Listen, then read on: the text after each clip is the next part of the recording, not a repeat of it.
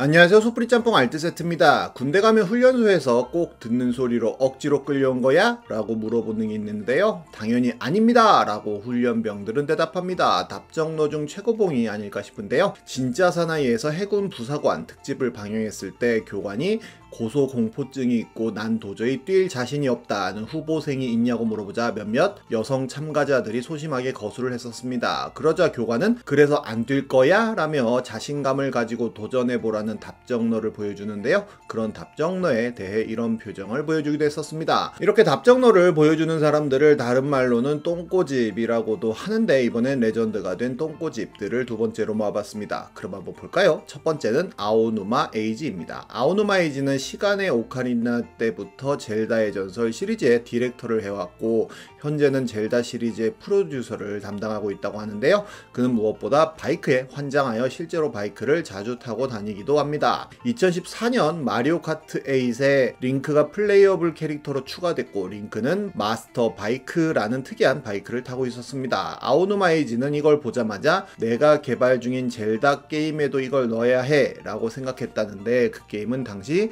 아직 개발 중에 있던 젤다의 전설 야생의 숨결이었다고 하는데요, 아오누마 에이지는 이 게임에 바이크를 넣으려고 무진장 애를 썼다고 하는데, 개발진들에게 얘들아 게임 개발 잘 되어 가냐? 라고 물어보자 개발진들은 말 인공지능 짜는 게 거지 같긴 하지만 결국 승마 컨텐츠도 잘 되어가고 있다는 답을 하였고, 아오누마는 승마가 진짜 물건이라며 이 넓은 세계를 말을 타고 누비니까 진짜 죽인다며 마치 세계가 더 넓게 확장되는 기분이라면서 마치 본인이 처음으로 바이크를 탄 날이랑 똑같은 기분이라는 이야기를 했다고 합니다. 개발자들은 이 영감 또 시작이네 라는 생각을 했고, 아오누마는 그러니까 바이크도 추가하는 건 어때? 라고 이야기했다고 하는데요, 개발자들이 장난하지 말라며 판타지 세상에 바이크를 넣는 건 몰입도도 깨고 말도 안 된다고 하자 아오누마는 어쩔 수 없지 라며 섭섭해했다고 합니다. 후지바야시 히데마루는 야숨의 디렉터로 아오누마 바로 옆 책상에 앉아 있었는데 계속 아오누마가 바이크가 정말 좋은데 라고 중얼거리는 소리를 들었다고도 하는데요,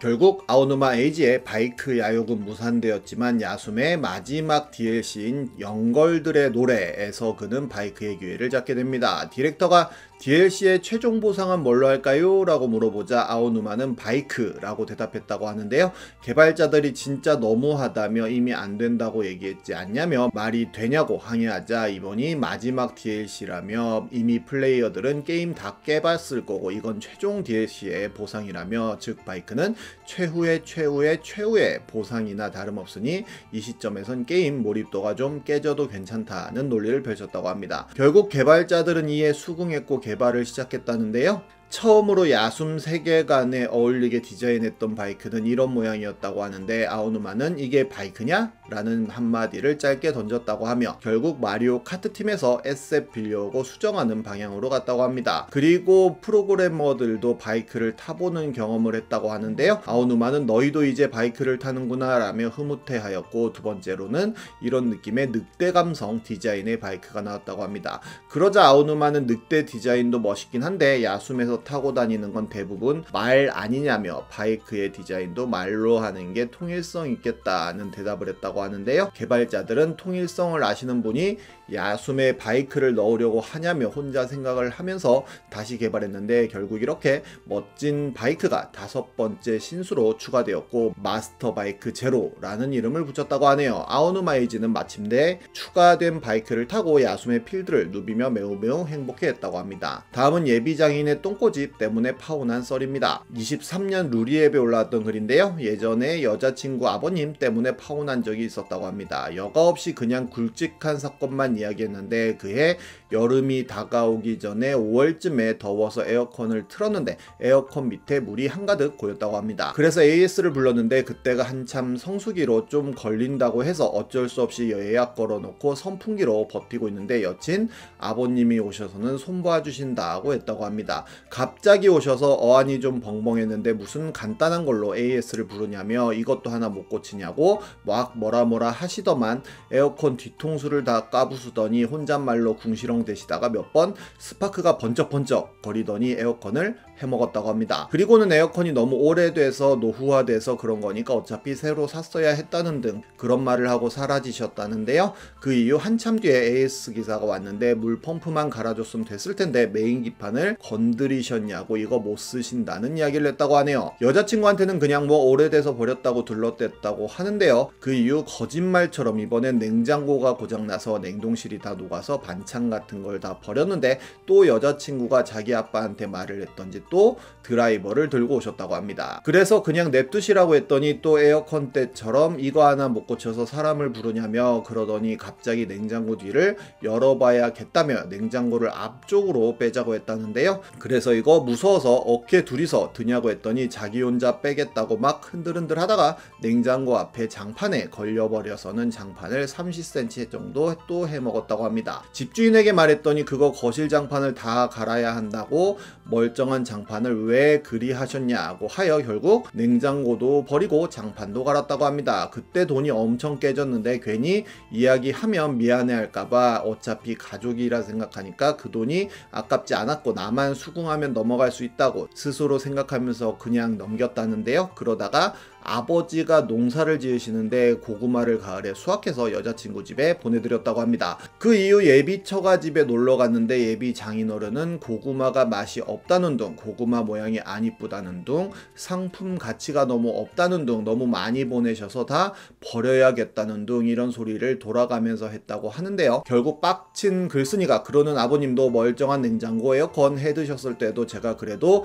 좋은 게 좋은 거라고 아무 말 안 하고 넘어갔고 장판도 그거 새로 까는데 얼마 든 줄 아시냐고 막 혼자 열분토하니까 당시 여자친구가 오빠가 그런 사람인 줄 몰랐다고 자기 가족들에게 막말하는 거 보고 서운하고 실망했다고 그런 말 하길래 고구마 맛없으면 버리면 될 일이지 그걸 당사자 앞에서 그것도 아버지가 신경 써서 보내주신 건데 내 앞에서 그런 말 하는 너네도 맞는 거냐고 한바탕 하고 파혼했다고 하네요. 아버지가 도와주셨다며 효도 안 하고 뭐하냐는 댓글이 배풀을 먹기도 합니다. 다음은 정준하의 김치전 사건입니다. 무한도전의 뉴욕 에피소드에 나왔던 유명한 사건인데요. 정준하가 김치전을 하기로 하고 김치를 씻는다며 개수대에서 바로 씻어댔다고 합니다. 도움을 주러 왔던 궁중요리 전문가 명현지 셰프가 김치를 아예 다 씻으셨냐고 묻자 완전히 하얀 김치를 보여주는데요. 개수대가 막혔다며 여기 뚫어야 되겠는데 라고 하며 명현지 셰프에게 뚫어달라는 요청을 합니다. 명 셰프가 깜짝 놀라며 네? 라고 하자 막무가내로 이거 뚫어줘야지 어떡해요? 라는 이야기를 하는데요. 명 셰프에게 뚫으시려고 서 계시는 거 아니냐고 묻기도 하고 물을 틀자 오히려 버럭하며 물을 계속 틀면 안 된다는 이야기도 합니다. 결국 본인이 뚫는다고 하더니 계속 명 셰프에게 버럭버럭 소리를 지르기도 하는데요. 다시 요리로 넘어와서 명 셰프가 김치 너무 씻으신 거 아닐까요? 라고 물어보자 정준하는 일부러 이렇게 씻었다는 대답을 하였고 명 셰프가 김치에 매콤한 맛이 안 날까봐 불안하다고 하자 정준하는 김치전은 매콤한 맛이 안 중요하다는 발언을 합니다. 그리고 반죽을 할 때도 명 셰프가 너무 묽지 않냐며 너무 양이 적다고 지적하자 정준하는 양이 오히려 많다며 고집을 부렸고 명 셰프가 단호히 안 많다고 하자 이게 안 많다고요? 라고 되묻는데요. 옆에서 답답해하던 유재석이 사부 말 좀 들으라고 하였고 명 셰프는 정말 화가 난 듯 표정이 확 바뀌었었습니다. 결국 정준하의 고집대로 김치전은 이렇게 구워졌는데요. 맛이 살짝 이상하다며 이거 다시 하셔야 될 것 같다고 하며 반죽 맛도 그렇고 농도도 그렇다고 하자 정준하는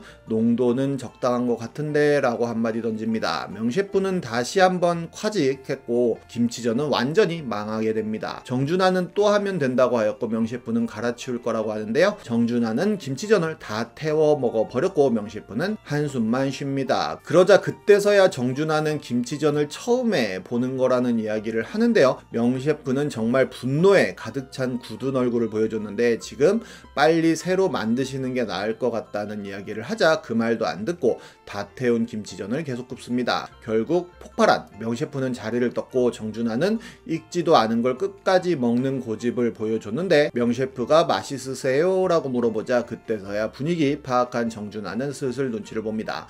하지만 이후로도 계란 먼저 넣는 거 아니냐는 등 기름이 모자랐던 거 아닐까요? 라고 명 셰프 탓을 하는 등 계속 본인 고집을 부렸는데 결국 만들다 못한 정준하는 허리가 아프다며 주저앉아 버립니다. 정말 똥고집 한번 부리기 시작하면 말리기 어려운 것 같기도 하네요. 지금까지 속풀이 짬뽕 알뜰 세트였습니다.